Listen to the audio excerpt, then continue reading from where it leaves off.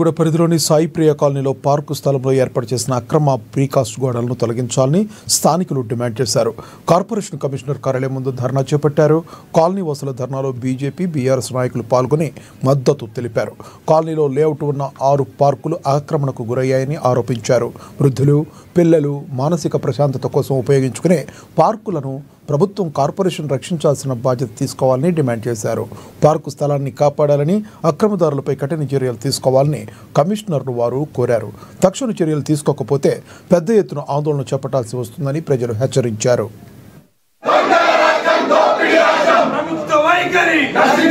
మా సాయిప్రియ కాలనటువంటి పార్కులు ఏదైతే ఇంతకుముందు గ్రామ పంచాయతీ నుంచి కానీ, గ్రామ పంచాయతీ నుంచి మున్సిపాలిటీకి వచ్చినాక కానీ పార్కులు ఉన్న లేఅవుట్ల ప్రకారము, మున్సిపల్ ఆఫీసులో ఉన్న లేఅవుట్ ప్రకారమే మేము కాలనీ ఉన్న పార్కుల గురించి, కబ్జా గురి అయిన పార్కుల గురించి గత 4 సంవత్సరాల నుంచి పోరాడుతున్నాము.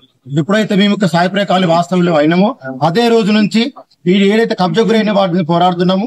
ఇది సాయిప్రియ కాలనీ, ఇది జెన్యూన్ లేఅవుట్ అండి, మున్సిపాలిటీకి ఇచ్చింది. దీని మీదనే మేము LRS కడుతున్నాము, పర్మిషన్ తీసుకొచ్చుకుంటున్నాము. అయినా కూడా వీటి మీద కబ్జాలు జరిగినాయి, బై నంబర్ కబ్జాలు చేసినాము. ఏ రోజైతే మేము ప్రశ్నించినామో ఇంతవరకు గత 4 సంవత్సరాల నుంచి మాకు ఎలాంటి సపోర్ట్ లేదు. ఎక్కడ మున్సిపల్ కమిషన్ నుంచి వాళ్ళు చేసినటువంటి ఇది కూడా ఆల్రెడీ నుంచి వాళ్ళు చేసినటువంటి కూడా బాగినటువంటి ఇది బోర్డు అండి. ఇది కంప్లీట్ గా ఏమని చెప్పింది, సాయిప్రియ కాలనీకి మున్సిపల్ గవర్నమెంట్ ఏం చెప్పింది, ఇది మీ పార్కు మీ అండర్ లోనే ఉన్నది, మేము దీన్ని ప్రొటెక్ట్ చేస్తామని గత 4 సంవత్సరాలు చెప్తున్నారు.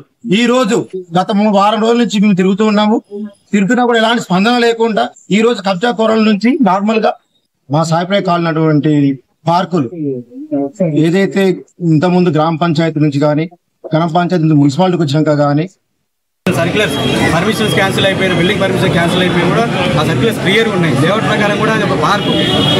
ఇదే పార్క్ విషయంలో మున్సిపాలిటీ వచ్చి కూలగొద్ది దాన్ని కాపాడిన రోజులు ఉన్నాయి.